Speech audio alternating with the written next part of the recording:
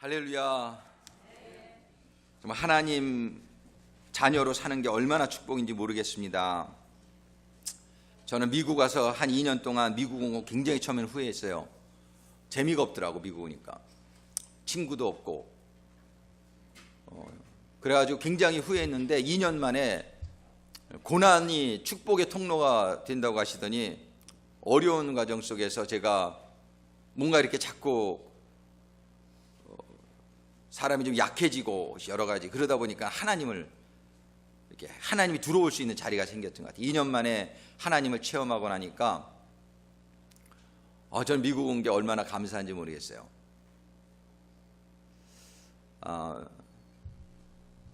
하나님 이렇게 믿고 또 살면서도 살다 보니까 좀 게을러지고 신앙생활이 그런 가운데에 또 신앙이 그냥 형식이 되어버리고 습관이 되어 버리면은 또 마음이 이렇게 드라이해지고 또 이렇게 흥분도 되지 않고 비가 안 오는 사막과 같이 그렇게 심령이 되어버리기가 쉬운데,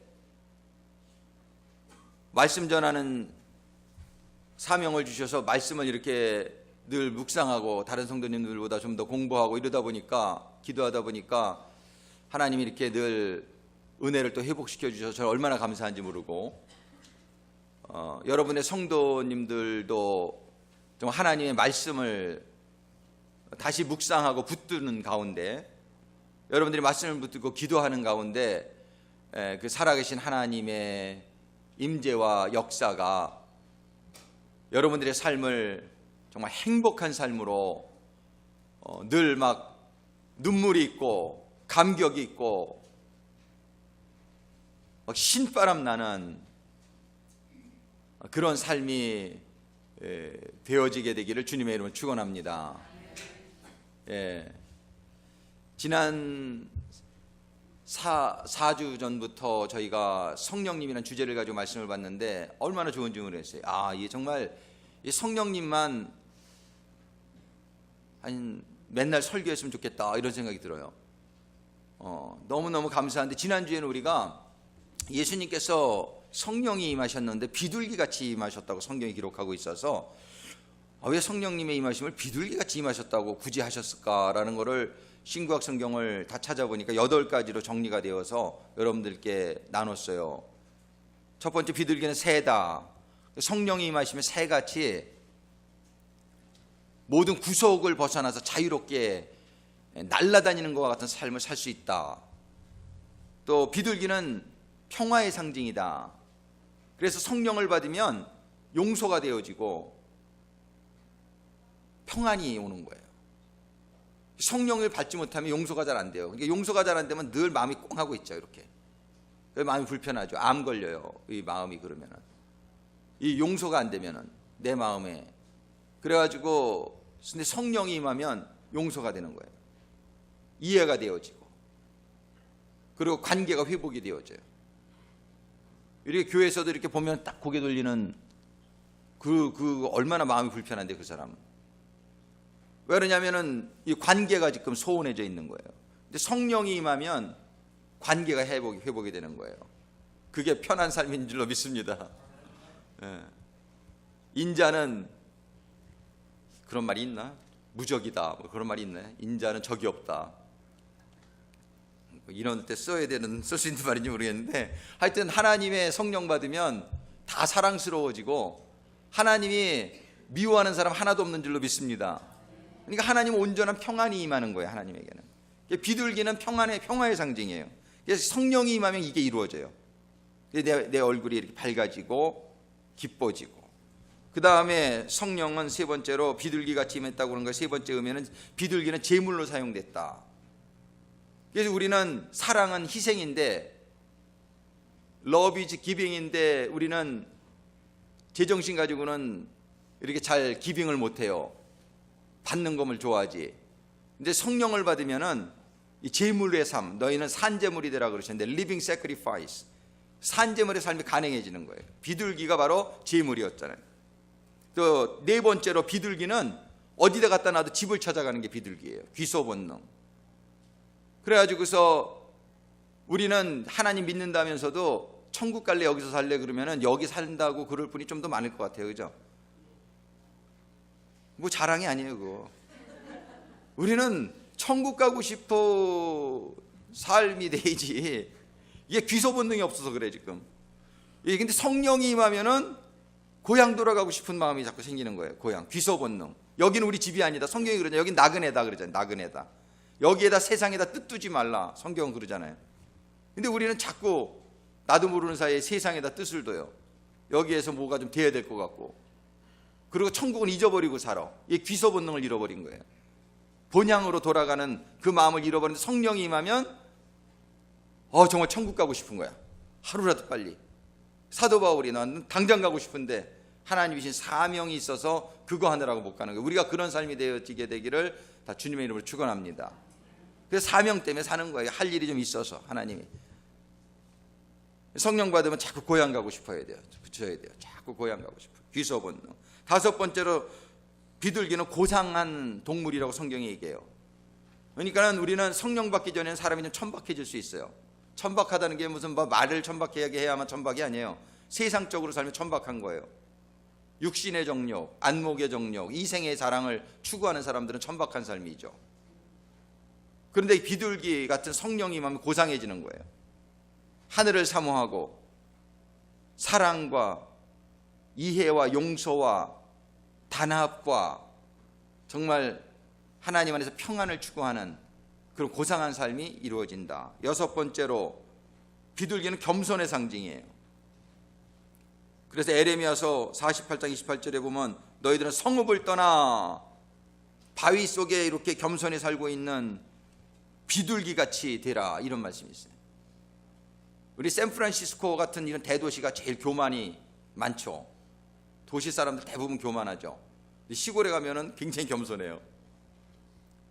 비둘기는 겸손의 상징이에요. 우리는 성령 받기 전에는 참 교만해요.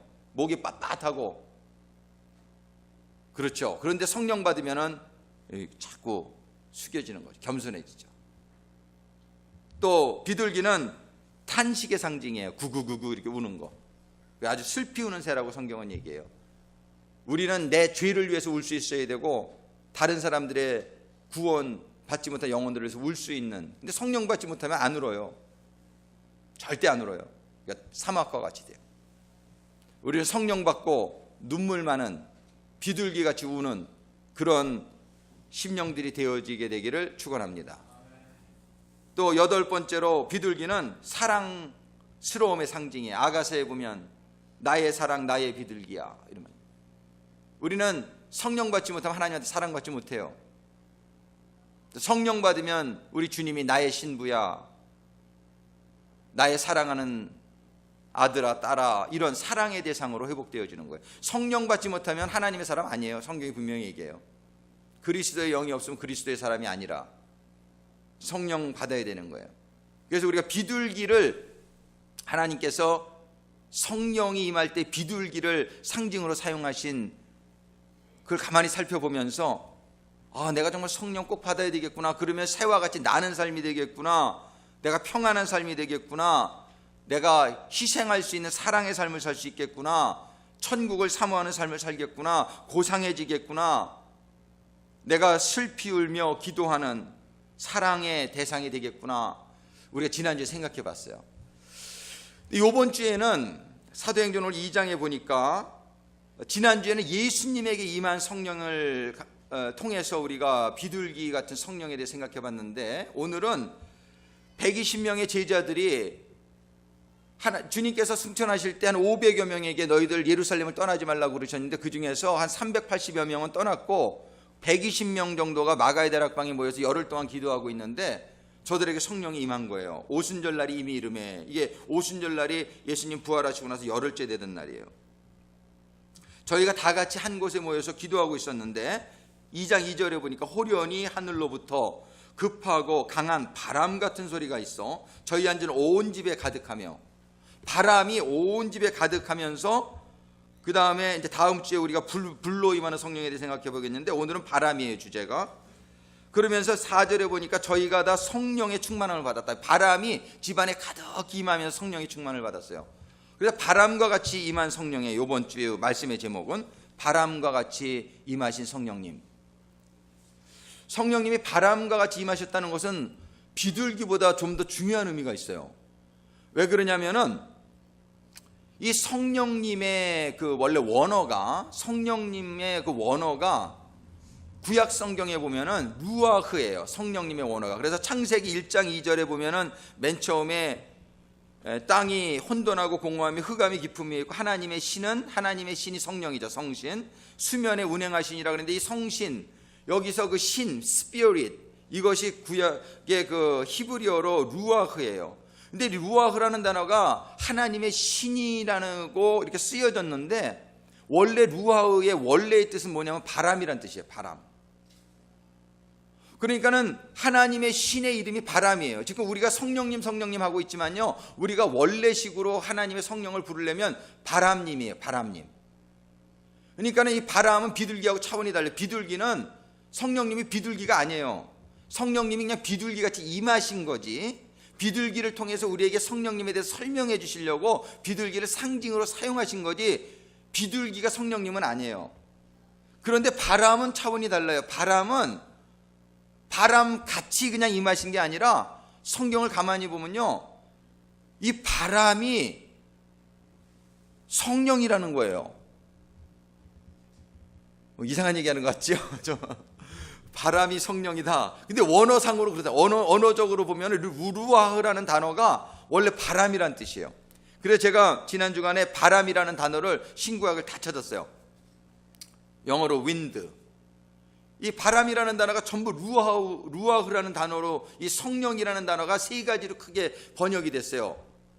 영어로는 하나는 바람으로 번역된 게 제일 많고, 다른 거 하나는 성령으로, 영으로 번역이 된 게 그 다음에 많고, 그 다음에 또 이 루아흐가 뭘로 번역이 많이 됐냐면 생기, the breath of life, 생기라고 번역. 그러니까 에스겔서에 보면은 하나님이 에스겔 선지자에게 선지자야, 인자야, 너 사방에서 바람이 불어오게 해서 저 마른 뼈들을 살리라, 그런 말씀을 하세요. 근데 그때 생기가 불어오게 해서 할 때 그 생기라는 단어가 히브리어에는 루아흐예요. 그게. 그러니까 루아흐라는 단어가 몇 개의 단어로 번역이 되어졌는데 사실은 한 단어예요. 원래 이 단어의 뜻은 원래 바람이에요. 이 바람이라고 쓰여지는 단어를 성령을 말씀하신 데 썼다는 거, 이거를 우리가 잘 생각해 볼 필요가 있어요.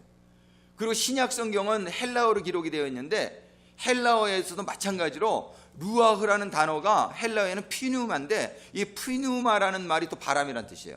똑같아요. 그래서 똑같은 의미로 신구약이 성령님을 이렇게 기록하고 있어요. 바람에 대해서 오늘 연구해보는 시간이 되기를 바란다. 바람 불어 좋은 날. 이 바람에 대해서 일주일 내내 제가 생각을 하다 봤는데 한국에 있죠, 풍수지리설이란 말이 있죠. 풍수지리설. 근데 풍수지리가 굉장히 중요해요. 한국에 그래서 집을 살 때나 뭐 산소짜리, 묘짜리를 할 때 전부 풍수지리 하는 사람들이 그걸 많이 연구하잖아요. 근데 풍수지리의 첫 번째 글자가 바람풍자예요. 바람풍자. 이 바람이요, 얼마나 중요한지 몰라요. 그래서 제가 오늘 새벽에도 이 풍수지리에 대해서 많이 공부를 했어요. 아침에. 왜 풍수지리에서 바람을 왜 중요하다고 얘기하나, 그거를 좀 보려고요. 그랬더니 풍수지리 하는 사람들이 기독교인도 아닌데 바람은 생기다, 이렇게 얘기해요. 바람은 생기라는 거예요. 이 바람이요, 생명이에요. 생명. 바람이. 아주 이번 주에 제가 고민 많이 했어요. 이 바람에 대해 생각을 하면서 바람이 성령님이라고 성경이 얘기를 하시니까 바람의 중요성을 우리가 좀 잘 모르고 살잖아요. 샌프란시스코는 바람이 참 많은 도시예요. 그런데 우리가 이 바람의 고마움을 잘 좀 모르고 이렇게 살고 있는 경향성이 있어요. 바람. 근데 이 바람을 잘 오늘 깨닫는 가운데에 바람 같은 성령님이 여러분들의 임하시게 되기를 주님의 이름으로 축원합니다. 이거 제가 지금 성경에 없는 얘기하는 게 아니고 성경이 지금 성령님을 바람이라고 하는 거예요. 루아흐, 이게 원래 바람입니다. 풍수지리에서 이 바람풍자, 첫 번째가 바람풍자예요. 물이 중요해요. 바람 다음에 중요한 게 물이에요. 풍수. 바람 다음에 중요한 게 물이에요. 그래서 창세기에도 1장에 보면은 천지를 창조하셨는데 1장 2절에 보면은 물로 가득 채워져 있고 바람이 불어요. 물과 바람이 있으면요, 거기에 생명이 잉태돼요. 물과 바람이 없으면요, 여러분들 생명이 잉태되질 않아요.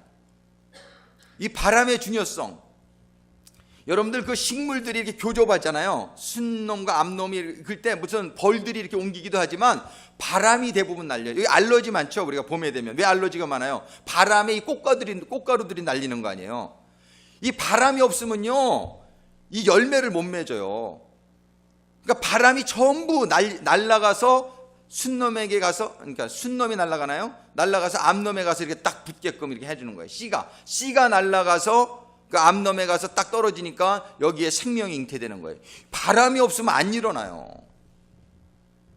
그래서 어떤 사람은 붓으로 이렇게 찍어가지고서 이렇게 하는 사람도 있더라고, 그죠? 벌을 이렇게 사용. 근데 바람이 없으면요, 예수님이 잉태되셨을 때에 뭐에 의해서 예수님이 잉태되셨어요?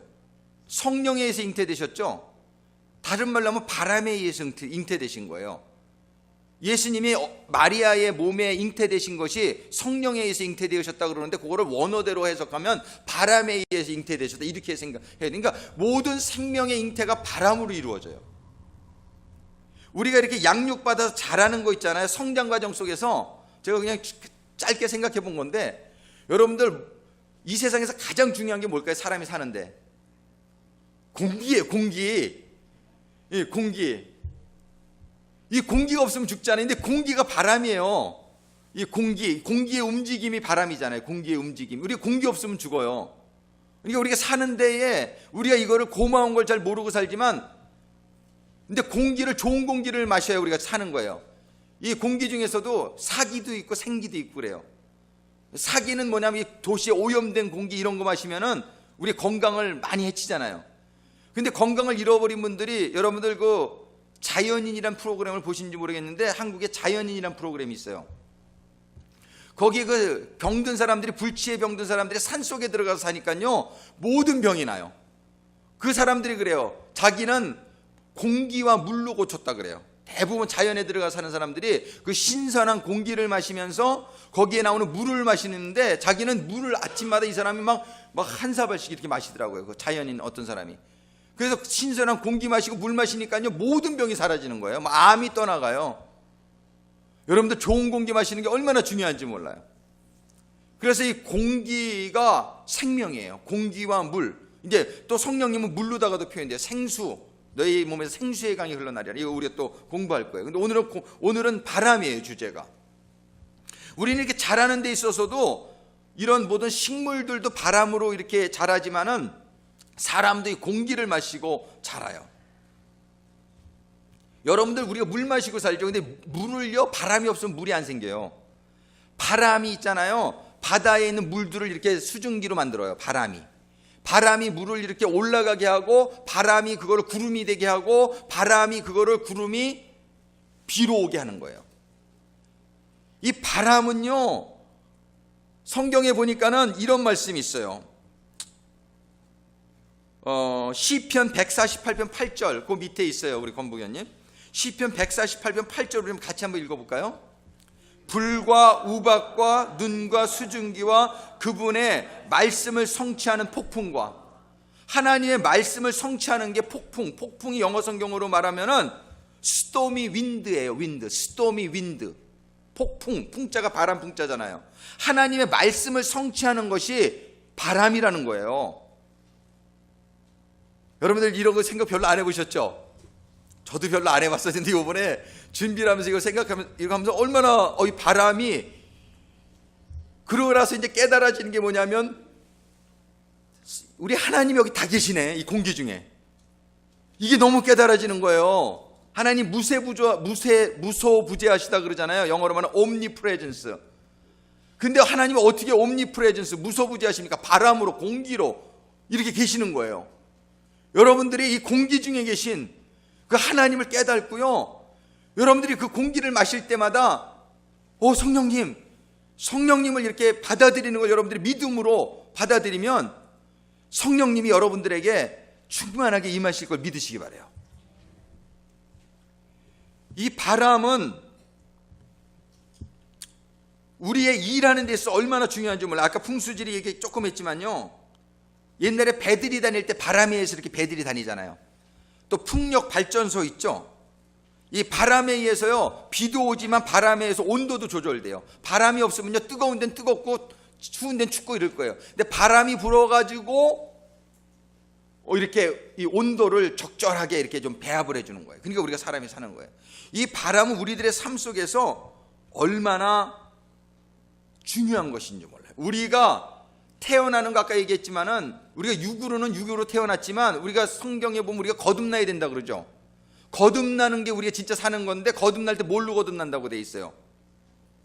물과 성령으로. 이게 다른 말로 하면 물과 바람으로 거듭나는 거예요. 할렐루야. 이렇게 물과 바람이 우리에게 중요해요. 이렇게 진짜 물과 바람이 중요하고 거기에 들어있는 의미도 중요해요. 우리가 바람으로 거듭나는 거예요. 우리가 몸은 육으로 어머니 몸에서 태어났지만 우리가 거듭나야 사는 거잖아요. 그렇습니까? 우리가 거듭나야 사는데, 거듭나게 하는 것이, 예수님도 육으로는 마리아의 몸에서 태어났지만 예수님이 예수님 되게 하신 건 성령이 오셔가지고 예수님이 예수님 되게 하신 것처럼, 우리가 하나님의 자녀가 되려면은 우리의 육에 성령이 임하시면 하나님의 자녀가 되는 거잖아요. 그러니까 성령은 우리를 탄생시키는 거예요.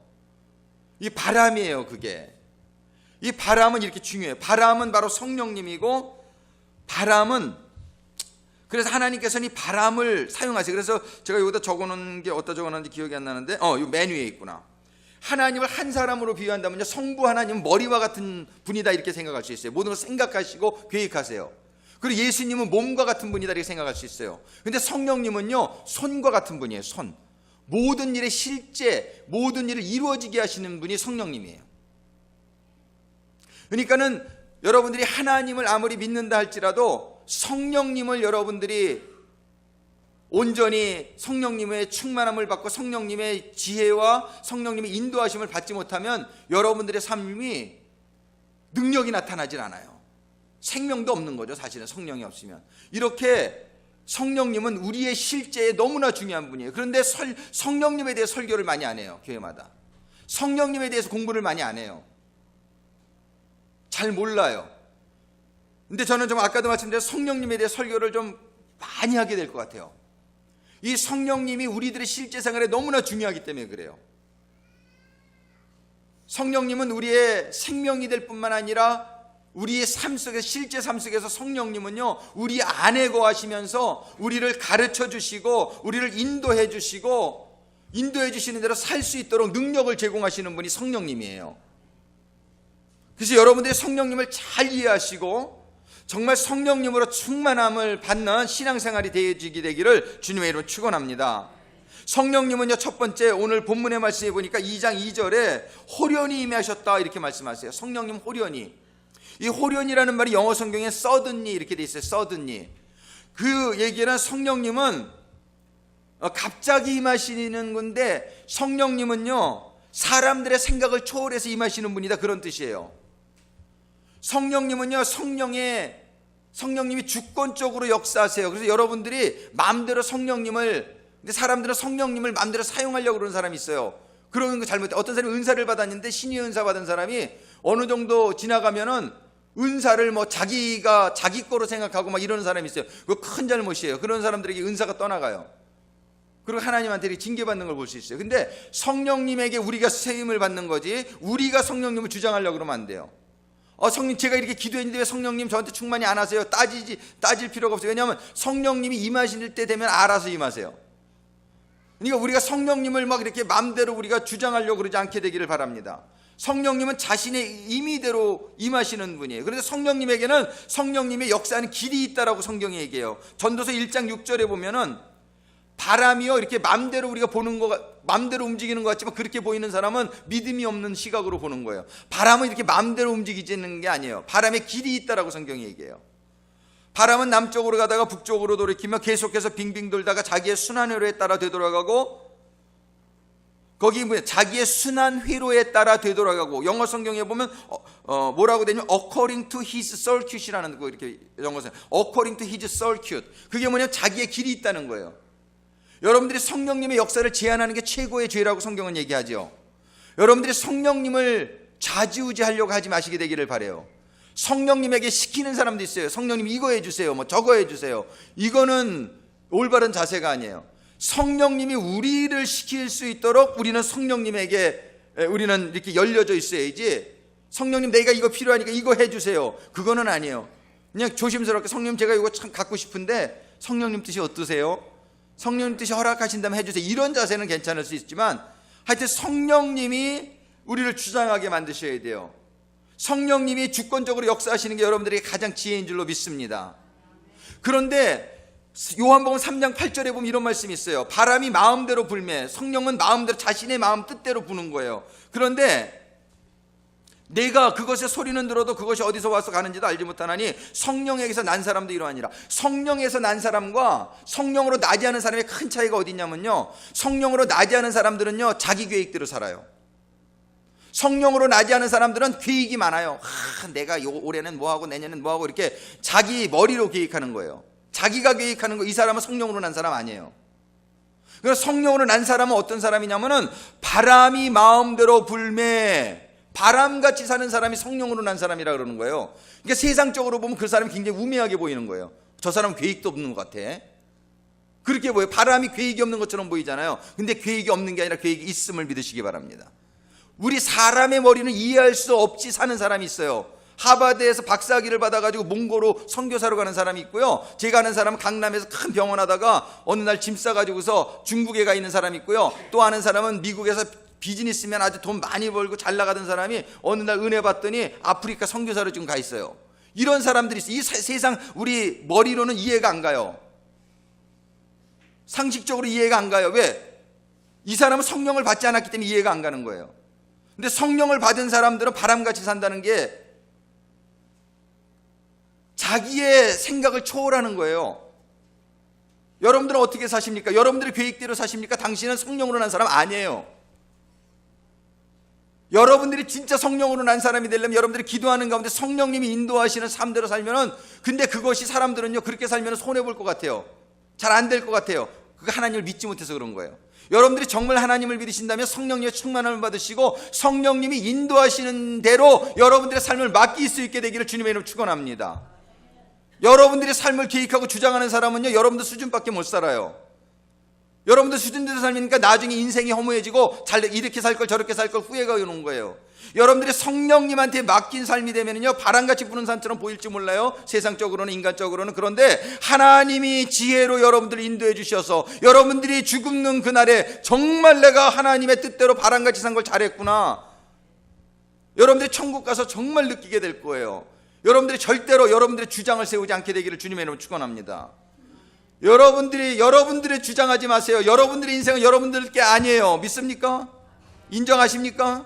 여러분들의 삶이 하나님 거라고 여러분들이 인정하신다라면 여러분들이 온전히 기도하는 가운데 성령의 충만함을 받으셔서 성령님이 인도하시는 삶을 살면 여러분들이 평생 후회하지 않고요 정말 보람되고 행복한 삶 살 거예요. 우리 행복하려고 살지 않습니까? 근데 사람들이 생각이 짧아요. 내 생각대로 행복할 것 같아요. No. 우리가 알잖아요. 우리가 얼마나 실수가 많고 한치 앞날도 모르는 그런 사람 아닙니까? 그런데 성령은 다 아시기 때문에 여러분들 성령에게 맡겨지는 인생이 되기를 주님의 이름으로 축원합니다. 이 바람같이 산 사람의 대표적인 예들이 성경에 많아요. 그 중에 사도 바울을 생각해 보세요. 사도 바울이 성령 받기 전에는요 자기 계획이 많았어요.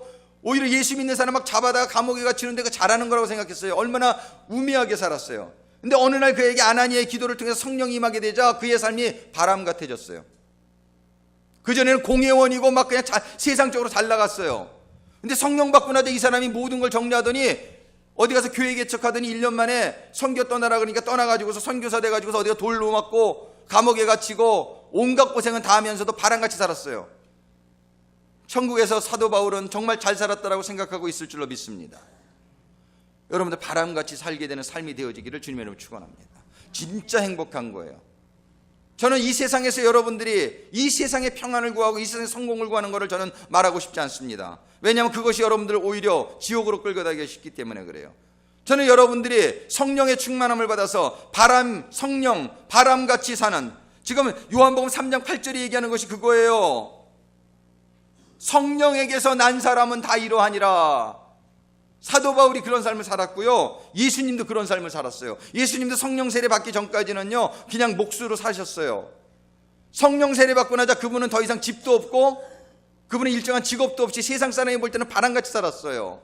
근데 예수님이 이 세상에서 가장 지혜롭게 산 인생인 줄로 믿습니다. 여러분들이 성령의 충만을 사모하세요. 여러분들이 가지고 있는 여러분들의 환경의 묶임이 여러분들을 성령 충만 받지 못하게 할 수 있어요. 여러분들을 그저 성령님에게 온전히 내어드리게 될 때, 여러분들이 지금 묶여있는 환경이 여러분을 행복하게 하십니까? 그렇습니까? 여러분들 행복합니까? 여러분들 묶어놓은 여러분들의 환경들이 여러분들을 정말 신바람 나게 만듭니까? 여러분들 보람 있고 아주 평안하게 천국 그런 삶을 나누니까 아니잖아요. 우리는 성령에게 맡긴 삶들 가운데 진정한 평안과 행복과 보람이 있다는 걸 우리가 알고는 있잖아요. 바람 같은 삶, 여러분들 걱정하지 마세요. 많은 염려가 있을 수 있어요. 그런 거에 대한. 저도 성령 받기 전에는 잘 나가는 장사, 좋은 집에 좋은 차 탔던 적이 있어요. 근데 성령 받고 나니까 하나님이 신학교를 가라고 그러는데 그게 싫어가지고 얼마나 버텼는지 몰라요. 처음엔 모든 걸 잃어버리는 것 같고 잘 되는데 지금 한창 나가는데, 근데 성령님이 강권적으로 역사하시니까는 이렇게 신학교 가고 지금 주의종이 됐는데, 정말 제가 생각해 볼 때에 그 다음부터 그냥 바람같이 산 것 같아. 옥스나드도 가서 살다가 헤이워드도 왔다가 여기도 오고 이렇게. 저 여기 올 줄 전혀 몰랐잖아요. 그냥 성령의 바람이 가라는 대로 가다 보니까 여기까지 와서 이렇게 살고 있는데, 근데 행복해요. 보람 있어요. 정말 이제 감사해요. 여러분들의 삶 가운데에 성령님의 임재가, 여러분들 걱정하지 마세요. 여러분들의 생각대로 하나님이 내 생각과 틀리면 어떡하지, 이런 걱정들을 많이 가지고 있어요. 왜? 내게 계획이 있으니까. 이게 달라지면 내가 좀 문제가 생길 것 같으니까. 근데 그렇지 않아요. 여러분들이 영원한 행복을 정말 추구하시는 분이라면 성령의 충만함을 받아서 바람같이 살게 되기를. 바람은 가진 게 아무것도 없어요. 모든 걸 내려놔야 돼요. 성령님에게 맡기는 거예요. 그런데 모든 걸 가진 자가 되는 거예요. 모든 걸 내려놓을 때 모든 걸 가진 자가 되는 거예요. 여러분들을 완전히 비우게 될 때 그거 가지고 있어봐야 오물과 같다고 사도 바울이 얘기하잖아요. 그걸 버리게 될 때 신선한 하나님의 것들이 임하게 될 줄로 믿습니다. 이것이 호련히 임하는 바람과 같은 삶이에요. 두 번째로 하늘로부터 임했다고 되어 있어요. 호련히 하늘로부터. 성령님은 하늘로부터 임하시는 분입니다. 성령님은 하나님이십니다. 하늘로부터 임했다는 이 말이 저에게는 어떻게 다가왔냐면, 이게 다 하늘이잖아요. 이 공기가 다 대기 중이 이게 하늘이잖아요. 그죠? 하나님은, 성령님은 anywhere,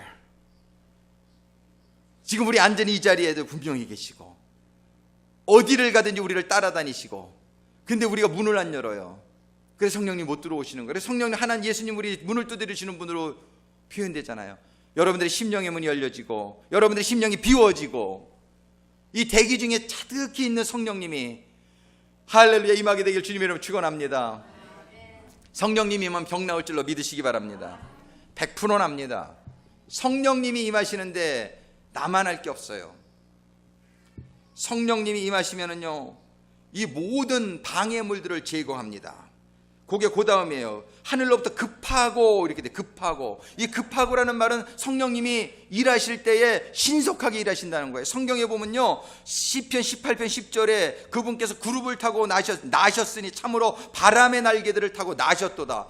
하나님은 그냥 날아다니시는 분이에요. 바람의 날개, 바람과 같이.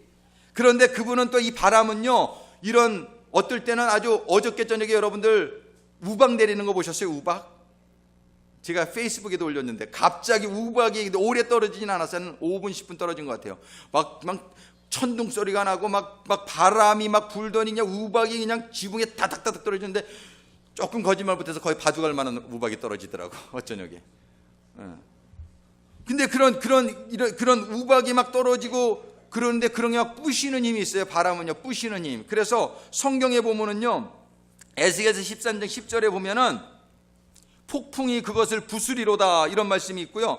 욥기서 37장 21절 우리 한번 같이 읽어볼게요. 같이 읽어보겠습니다. 이제 사람들은 구름들 속에 있는 밝은 빛을 보지 못할지라도 바람이 지나가면서 그것들을 깨끗하게 하느니라. 바람이 불면요 장애물을 없앤다는 거예요. 저 구름 뒤에 햇빛이 있는데 구름이 딱 가리고 있으면 햇빛이 미치지 못하잖아요.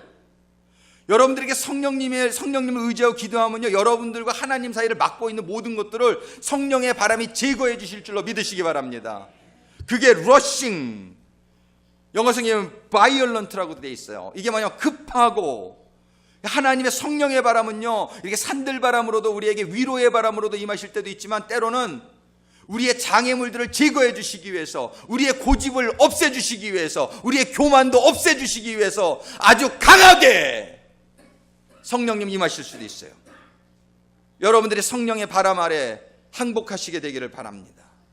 성령님의 바람이 불어오게 될 때에 그 장애물들을 제거해 주는 거예요. 그러면 어떻게 햇빛이 비치게 되는 거예요. 할렐루야. 성령은 급하게 이렇게 임하시는 분이에요. 네 번째로 성령님이 급하고 그 다음에 강한, 이렇게 강한, 영어 성경에 보면 아주 strong, mighty wind라고 되어 있어요. 성령님은 mighty wind이에요. 그거 뭐냐면은 전지전능하신 하나님의 능력이에요. 성령님은. 그래서 출애굽기 14장 21절에 보면은 홍해 바다를 가른 것이 바다 동풍으로, 14장 21절에 모세가 바다 위로 손을 내어미는데 여호와께서 큰 동풍으로, 동풍은 이스트 윈드의 영어로 밤새도록 바닷물을 물러가게 하시니 물이 갈라져 바다가 마른 땅이 된지라. 성령은요 능력이에요. 마일이. 그래서 성령의 바람이 불어서 홍해 바다를 두 개로 갈랐다라고 얘기하시는 거예요. 그들이 고기 먹고 싶다 그러니까는 민수기 11장 31절에 바람이 여호와에게로서 나와. 어디서 나와요?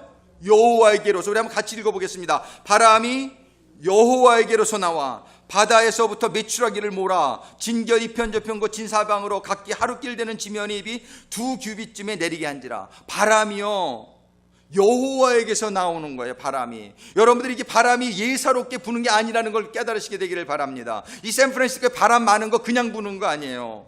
그냥 저절로 내추럴 아니에요. 이 세상에 하나님이 컨트롤하지 않으시는 게 어디 있어요. 하나님이 다 이유가 있으니까 그 바람을 불게 하는데요, 그 바람을 통해서 하나님이 이런 일들을 하시는 거예요. 바다도 가르고요, 또 그 바람이 에스겔 골짜기에 그 밑에 에스겔서 37장 9절을 같이 읽겠습니다.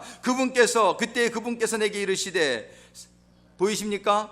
사람의 아들아 바람에게 대언하라. 생기에게 대언하라. 바람 생기에게 대언하여 이르기를 주 하나님이 이같이 말하노라. 오 숨 생기야, 내 바람 사방으로부터 와서 이 죽임당한 자들에게 숨을 불어 그들이 살게 하라. 바람이 불면요 죽은 자도 살게 되는 거예요. 성령의 바람이 우리들에게 불어서 죽은 영혼들도 살아나고 질병들도 고쳐지고 문제들이 해결받는 역사가 어떤 거에 의해서 가능하다는 거예요? 바람이신 성령님. 할렐루야.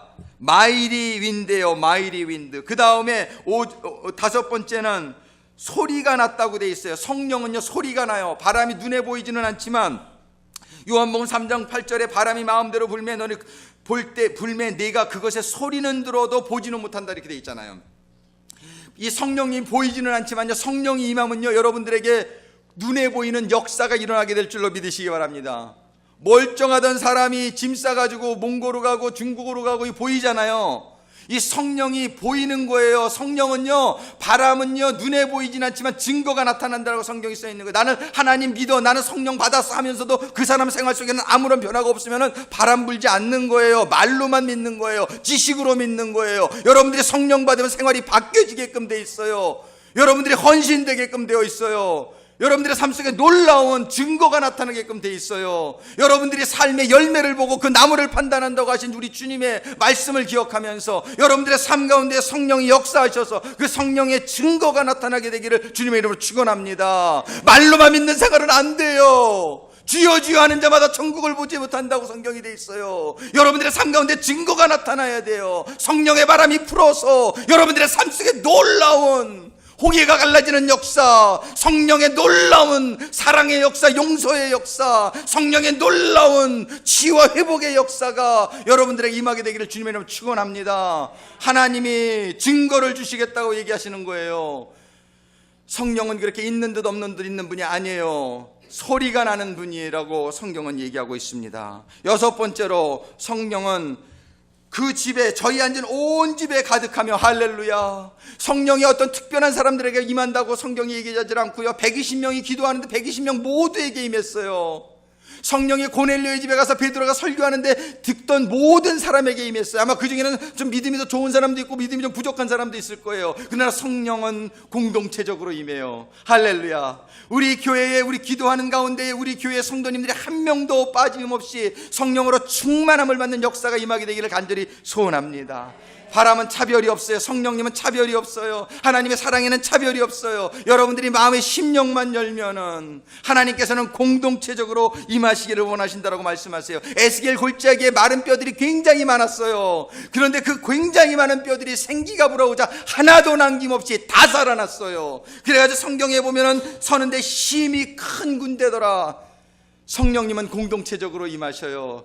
우리 교회에 이 공동체적으로 임하시는 하나님의 성령이 온 교회에 충만히 임해서 정말 우리 교회에 놀라운 하나님의 축복이, 하나님의 역사가, 바람의 역사가, 회복의 역사가, 죽은 자가 살아나는 역사가, 듣지 못하는 사람들도 듣게 되는 역사가, 기적이 일어나게 되기를 간절히 소망합니다. 기도하시겠습니다.